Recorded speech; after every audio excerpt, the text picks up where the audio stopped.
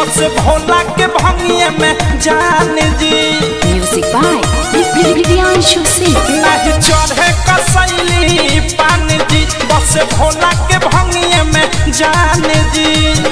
दूध संगे जम के लावा मन के सुहाए बेल पताइयों के बाबा जवन शिव के ले लाल भाई बेल पताइयों के बाबा जवन शिव के ले लाल भाई जवन शिव के ले लाल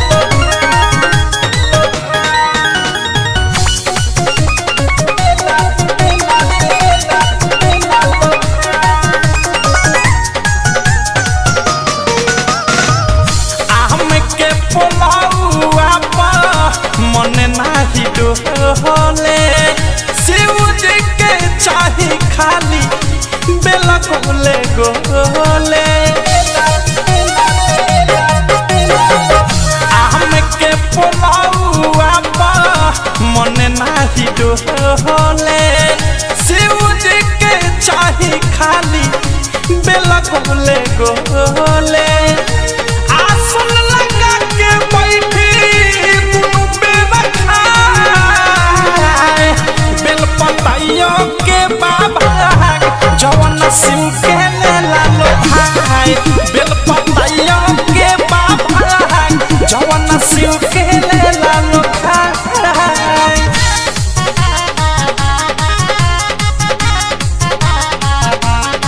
जवन शिव के ले लालो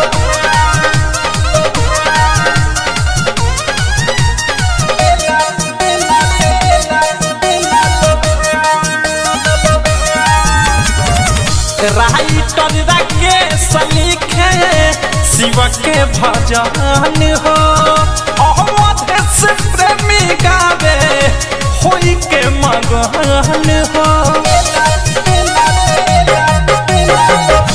अनुराग मुकेश बजावे शिव के भजन हो अवध से प्रेमी गावे होई के मगन हो।